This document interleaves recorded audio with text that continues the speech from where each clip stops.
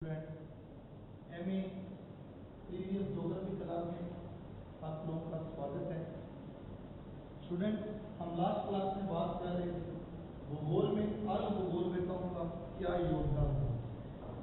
ये मैंने आपको लास्ट क्लास में बताया था कि भूगोल में अर्ध भूगोलवेताओं के योगदान की पूर्ण विवेचना कीजिए। यह क्वेश्चन आ सकता है भूगोल के विशिष्ट क्षेत्रों या शाखाओं के विकास में अर्ध भूगोलवेताओं की देन स्पष्ट रूप से समझाइए। तो मैंने आपको बताया था एक टाइम था 7वीं से 12वीं शताब्दी को अंधकारिक माना जाता था। अर्ध भूगोलवेताओं ने योगदान दिया था ज्योग्राफी में। जैसे गणितीय भूगोल में मैंने आपको बताया था लास्ट क्लास में, गणितीय भूगोल में उनका योगदान क्या था। पृथ्वी की परिधि को मापने का भी काम इन लोगों ने किया था कि कितनी परिधि थी, इस सबके बारे में बताया था। अक्षांश देशांतर के मापन के बारे में भी अर्ध भूगोलवेताओं ने बताया था। इसके बाद स्टूडेंट मानचित्र कला का भी इनको ज्ञान था, उसके बारे में भी हमने लास्ट क्लास में बात की थी। आज मैं बात करूंगा स्टूडेंट इन्होंने प्रादेशिक भूगोल के बारे में, अगला पॉइंट है मेरा प्रादेशिक भूगोल, रीजनल ज्योग्राफी। प्रादेशिक भूगोल के बारे में इन लोगों ने अपने क्या विचार किए उसकी बात करें। प्रादेशिक भूगोल तो सुनिएगा स्टूडेंट, 7वीं से 12वीं शताब्दी तक भूगोलविदों को विश्व के उन भागों की ही जानकारी थी जिन देशों में उनका व्यापार होता था अथवा मुस्लिम साम्राज्य था। ऐसा माना जाता है कि मुस्लिम साम्राज्य पश्चिम में स्पेन से लेकर पूर्व में मध्य एशिया तक फैला था। भूमध्य सागरीय देश, अरब प्रायद्वीप, भारत के खाड़ी क्षेत्र, ईरान, अफगानिस्तान आदि सभी देशों पर मुस्लिम साम्राज्य था। यहाँ के निवासियों की यात्राएं जिनका उद्देश्य व्यापार था, मध्य Asia, Bharat, Sri Lanka, China, Mongolia, Burma, पूर्वी द्वीप, समूह आदि देशों तक था। प्रायद्वीपीय भूगोल के भूगोलविदों में इब्न बतूता का नाम भी उल्लेखनीय है, जो 1325 में हज यात्रा करने निकला था। इस यात्रा के दौरान उसने मिस्र, सीरिया, अरब, फारस, टर्की, मध्य एशिया, भारत, श्रीलंका। यात्रा के दौरान उसने सुमात्रा, चीन आदि देशों का भी भ्रमण किया था। उसने अपने अनुभवों के आधार पर इसका वर्णन किया था। तो स्टूडेंट सुनिएगा जरा ध्यान से, प्रादेशिक भूगोल के भूगोलविदों में इब्न बतूता का नाम उल्लेखनीय है। इन ज्योग्राफरों में एक नाम बड़ा फेमस है, इब्न बतूता। इब्न बतूता का नाम फेमस है। इसने वर्ल्ड में कई प्रदेशों का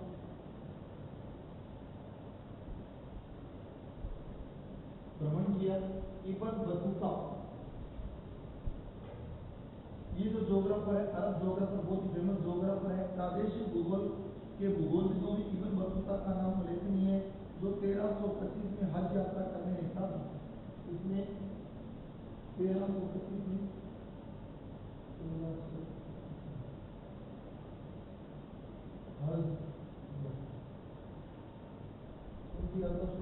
हज यात्रा करने निकला था। तो स्टूडेंट आगे जरा ध्यान से सुनिएगा, हज यात्रा करने निकला था। इस यात्रा के दौरान उसने मिस्र, सीरिया, अरब, फारस, टर्की, मध्य एशिया, भारत, श्रीलंका, मालदीव, सुमात्रा, चीन आदि देशों का भ्रमण किया। उसने अपने अनुभवों के आधार पर इनका वर्णन किया। इसके बाद स्टूडेंट उसने क्या किया, हज यात्रा के दौरान उसने मिस्र की यात्रा की थी, सीरिया की भी यात्रा की, अरब, फारस, Turkey, Asia, Bharat, Sri Lanka, Maldives, Sumatra, चीन आदि देशों का भ्रमण भी किया और अपने अनुभव के आधार पर इसका वर्णन किया। इसके बाद आ जाता है प्राकृतिक भूगोल का अध्ययन। नंबर क्या है, प्राकृतिक भूगोल का अध्ययन। प्राकृतिक भूगोल का अध्ययन।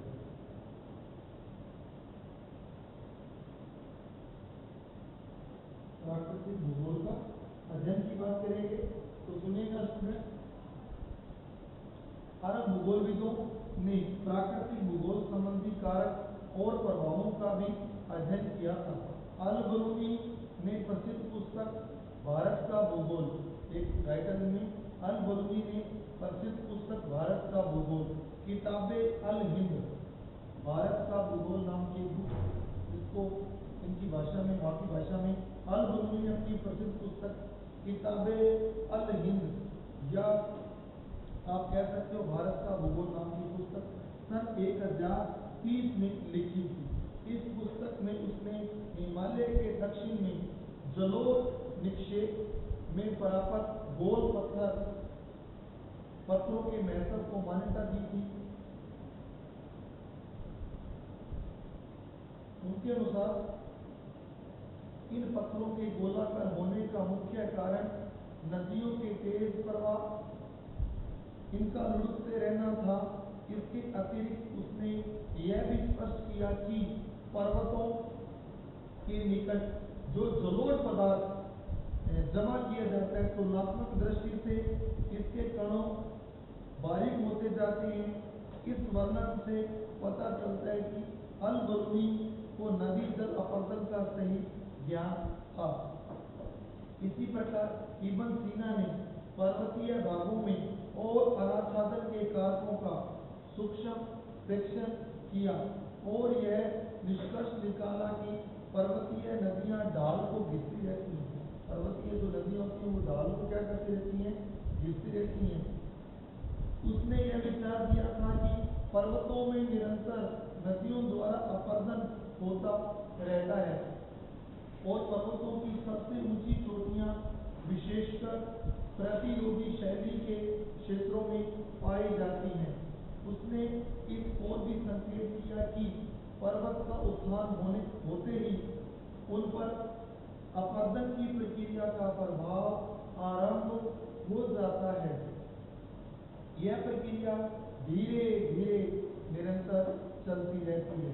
इब्न सीना ने चट्टानों के जीवाश्मों का भी अध्ययन किया। चट्टान में जो जीवाश्म पाए जाते हैं उनका भी अध्ययन किया और बताया कि जंतु, पेड़ पौधे, पत्थर चट्टानों में जीवित रूप में ही दब गए थे और उनके कंकाल या केवल आकृतियां ही अब दिखाई देती हैं।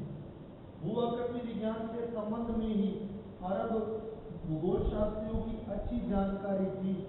13वीं शताब्दी के एक अरब भूगोल शास्त्री इश्मन अल-सफा के भू-आकृति विज्ञान से संबंधित विचार उल्लेखनीय हैं। इश्मन अल-सफा ने बताया कि पर्वतों की उत्पत्ति नदियों द्वारा लाई गई तलछट के जमाव से होती है। उनका विचार था कि लाखों वर्षों तक नदियों की मिट्टी का जमाव परतों के रूप में होता चला गया है। यहाँ इस पर सूर्य की गर्मी का प्रभाव पड़ता है और इसकी परतें सूखकर ठोस बन जाती हैं। शैने शैने इन चट्टानों पर पृथ्वी के आंतरिक ताप का प्रभाव पड़ता है स्टूडेंट, और इस ताप के कारण ये ऊपर उठकर पहाड़ी के रूप में आ जाती है। इससे पता चलता है कि उसे अपरदन जैसी विघटनकारी तत्वों और पृथ्वी के आंतरिक ताप जैसे उत्पन्न करने वाले तत्वों का पता चलता है। इब्न अल-सफा को पृथ्वी के अक्षीय झुकाव का भी पता था। उसने कहा कि इस झुकाव के कारण ही मौसम परिवर्तन होते हैं। उसने यह भी बताया कि पृथ्वी पर भूमध्य रेखा की स्थिति और अक्षांशीय झुकाव एक से नहीं रहे, प्राचीन युग में परिवर्तित होते रहे और आगे से परिवर्तित होते रहेंगे। इन परिवर्तनों के कारण पृथ्वी के जिन भागों में आज अनुकूलन जलवायु है वहां पहले ऐसा नहीं था और आगे भी परिवर्तन हो सकती है। जिन स्थानों पर आज मरुस्थल है वहां पहले अधिक वर्षा वाले क्षेत्र भी हो सकते हैं। जिन स्थानों पर आज ठंडी जलवायु है वहां पहले गर्म जलवायु भी हो सकती है। इन गहन तथ्यों को उस समय ज्ञात कर लेना एक महत्वपूर्ण उपलब्धि थी। उसके बाद स्टूडेंट अगला जो इनका योगदान था वो जलवायु विज्ञान में जो योगदान है। नंबर 7 जलवायु क्लाइमेटोलॉजी। क्लाइमेटोलॉजी में इनका क्या योगदान था जलवायु विज्ञान में? अरब भूगोलविदों को जलवायु संबंधी ज्ञान अधिक था। उन्होंने यूनानियों से ग्लोब को 5 जलवायु कटिबंध में विभाजित किए जाने की रीति को अपनाया। प्रत्येक कटिबंध विशेष तापमान अवस्था का प्रतिनिधित्व करता था। 5 कटिबंध है। पहला उष्ण कटिबंध जो दोनों अयन रेखाओं के मध्य स्थित है। नंबर 2 शीतोष्ण कटिबंध जो मध्यवर्ती क्षेत्र में स्थित है। नंबर 3 2 शीत कटिबंध जो ध्रुवों के निकट दिखाए गए थे। अरब भूगोल शास्त्रियों के अनुसार विश्व का केवल 1/4 भाग ही बचा हुआ है।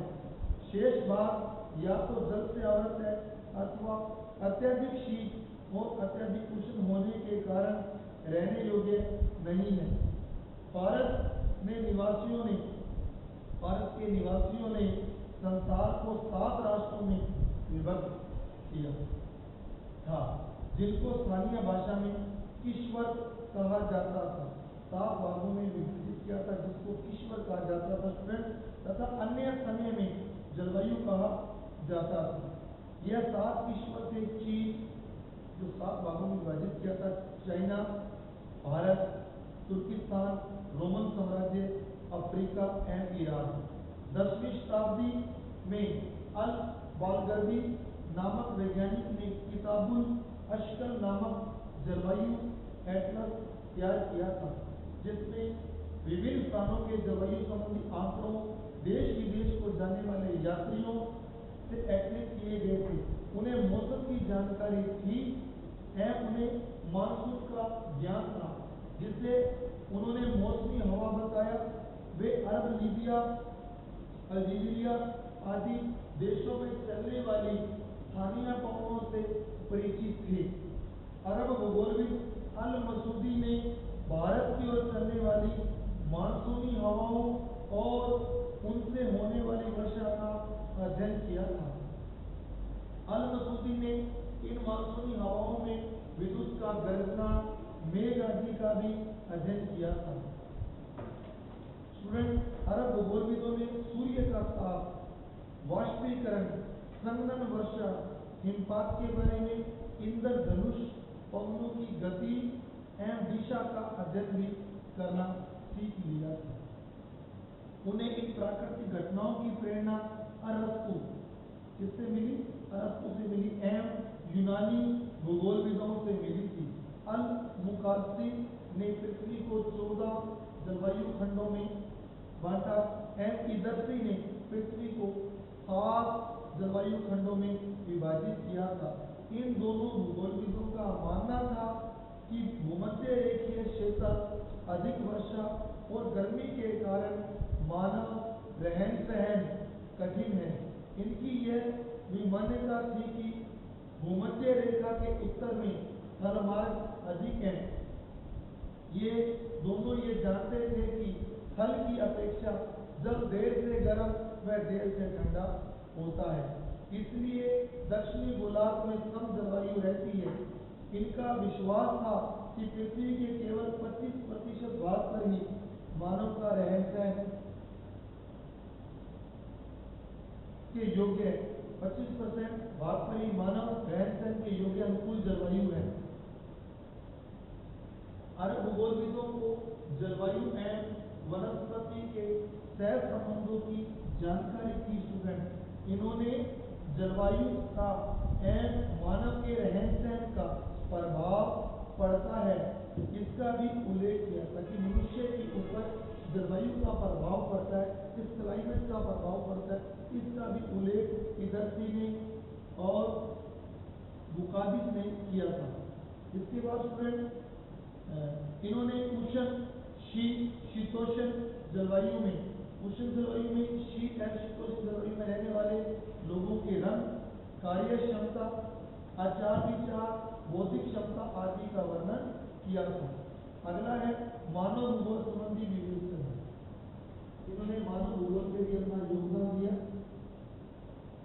मानव भूगोल संबंधी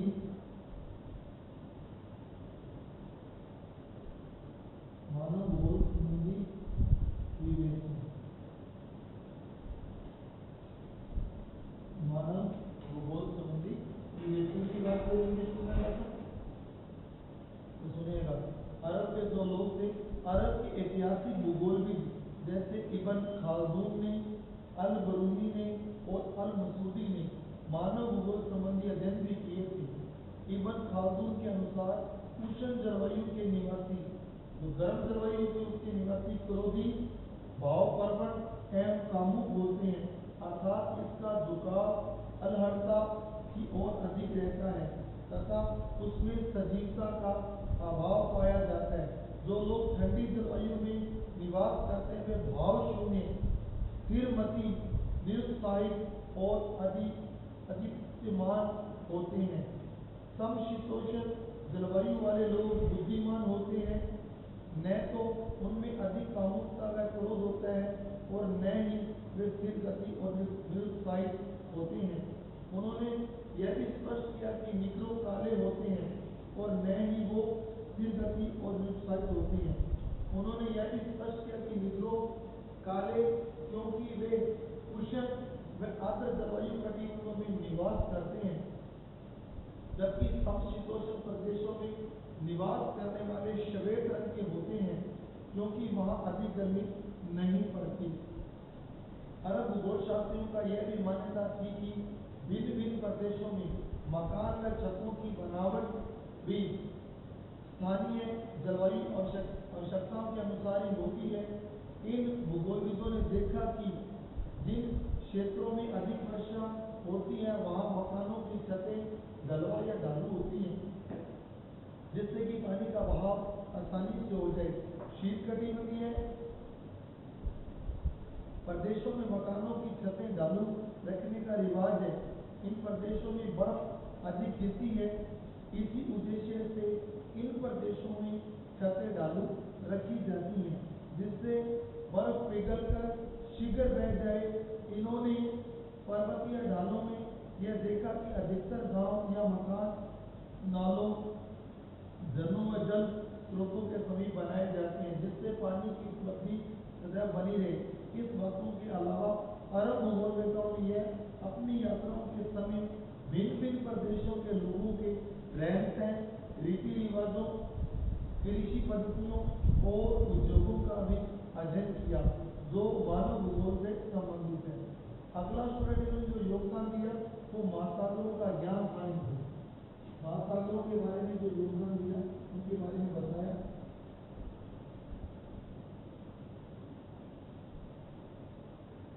महासागरों का ज्ञान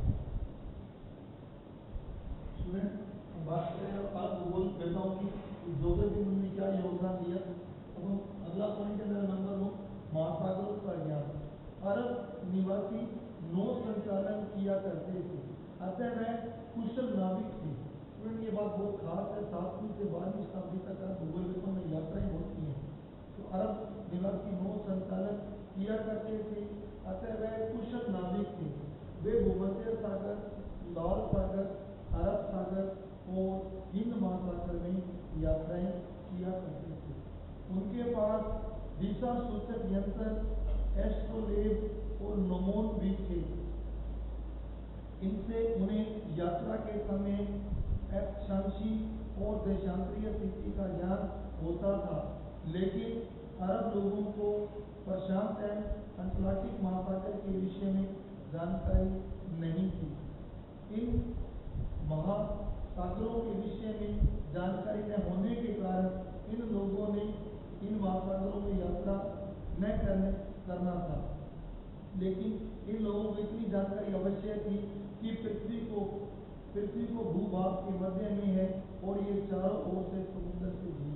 पृथ्वी मध्य भाग में इनका ये मानना था और चारों ओर से जल से घिरी।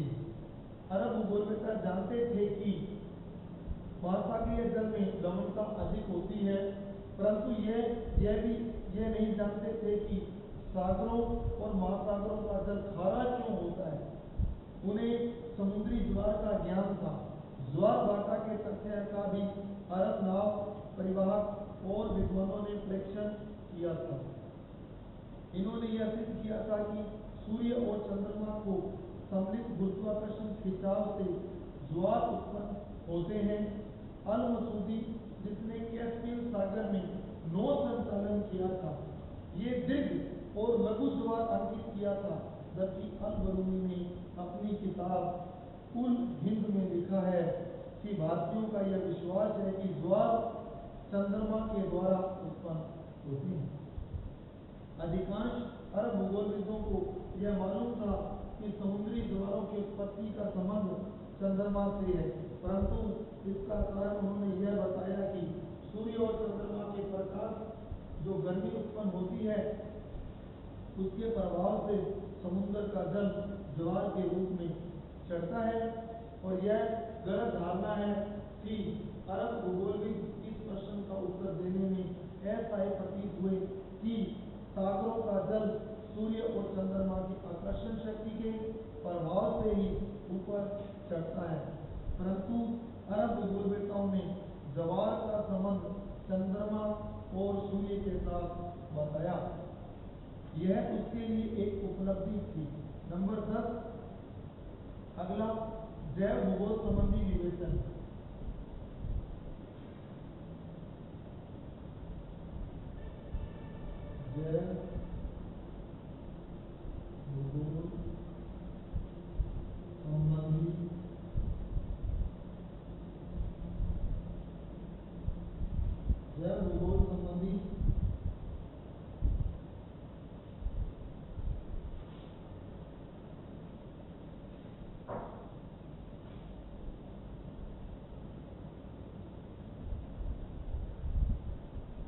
जैव भूगोल संबंधी विवेचन। स्टूडेंट ये है एक और पॉइंट, जैव भूगोल संबंधी विवेचन। इसके लिए सुनिए स्टूडेंट, इन्होंने जैव भूगोल में क्या योगदान दिया, इसके बारे में उन्होंने क्या खोजें की। अल मसूदी ने बताया कि जलवायु का प्रभाव लोगों के रहन सहन पर नहीं पड़ता, बल्कि वनस्पति भी जलवायु से प्रभावित होती है। सिर्फ लोगों के रहन सहन पर ही नहीं पड़ता है, बल्कि वनस्पति भी जलवायु से क्या होती है, प्रभावित होती है। उसने कहा कि भिन्न भिन्न स्थानों पर जलवायु, वर्षा एवं तापमान आदि के प्रभाव से भिन्न वनस्पति होती है। कहीं झाड़ीदार वनस्पति तो कहीं ऊंचे व लंबे वृक्ष। पृथ्वी के भिन्न भिन्न स्थानों पर वे अपनी व्यापारिक यात्राएं करते थे। इन यात्राओं के जरिए वह मुस्लिम धर्म का प्रसार भी करते थे। यह यात्राएं 9वीं से 12वीं शताब्दी तक चलती रही। इन यात्राओं से भिन्न देशों के भौगोलिक ज्ञान का वर्णन कुछ पुस्तकों में किया गया था। इन पुस्तकों में वहां की जलवायु, उत्पादन, रहन सहन के ढंग, कला, संस्कृति, नगरों एवं उनके मध्यों की दूरियों आदि के बारे में लिखा गया है। इस प्रकार भौगोलिक घटनाओं, विभिन्न मार्गों एवं देशों से संबंधित पुस्तकों की रचनाएं की गई। यात्रियों ने मुख्यतः विभिन्न देशों के मुख्य नगरों, मार्गों, वस्तुओं के उत्पादन, व्यापार तथा वहां की सामाजिक एवं आर्थिक व्यवस्था का वर्णन किया था। अगला पॉइंट, इसी में बसरा निवासी सुलेमान का कार्यकाल 9वीं शताब्दी का उत्तरार्ध माना जाता है। उसने चीन तथा भारत की कई यात्राएं की थी। चीन तथा भारत के समुद्री तटों का वर्णन किया इसमें स्टूडेंट इब्न खुदाबहीन ने मार्ग और देश नामक पुस्तक लिखी। इस पुस्तक में स्टूडेंट अरब के मार्ग एवं प्रमुख देशों से संबंधित विवरण मिलता है। इसके अतिरिक्त इराक, अरब, पर्शिया, चीन, कोरिया, जापान आदि देशों का भी वर्णन है। मलाया, सुमात्रा व जावा के तटीय क्षेत्रों के भौगोलिक कारकों का भी विवरण है।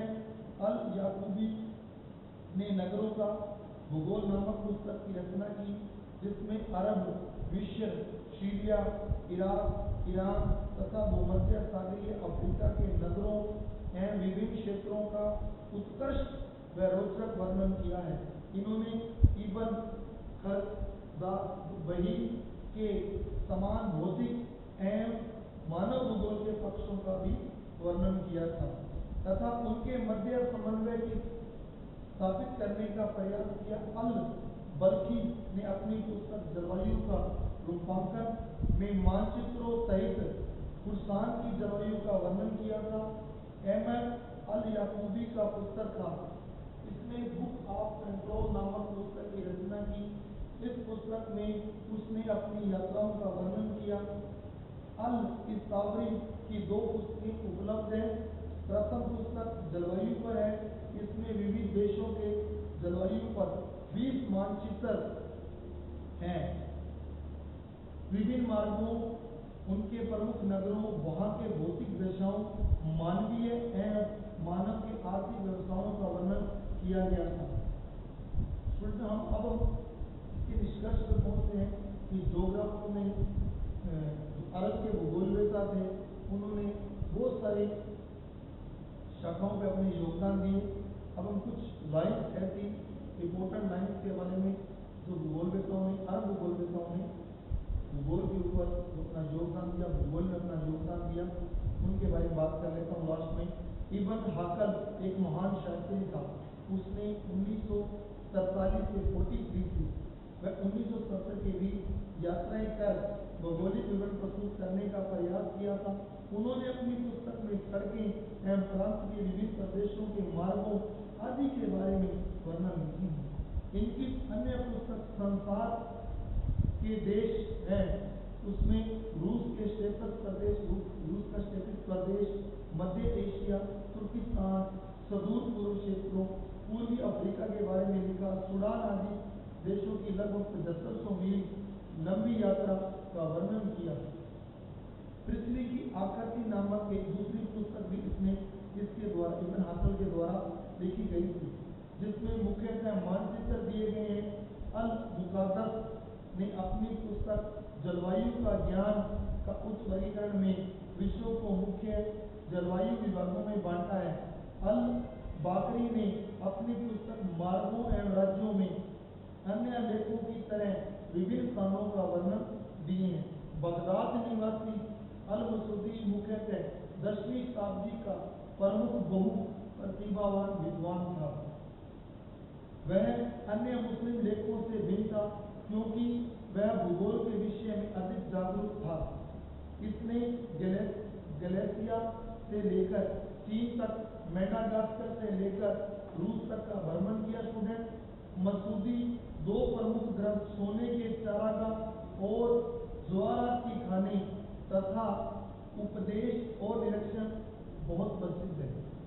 तो स्टूडेंट अल मसूदी ने अपनी पुस्तक सोने के चारागाह तथा जवाहरात की खाने 8वें अध्याय में पृथ्वी की उत्पत्ति के संबंध में यूनान व भारत आदि के दर्शन शास्त्रों के विचारों की तुलना करते हुए अपने विचार रखे। तो स्टूडेंट थोड़ा लास्ट में आपको निष्कर्ष के रूप में कुछ और बता दूं।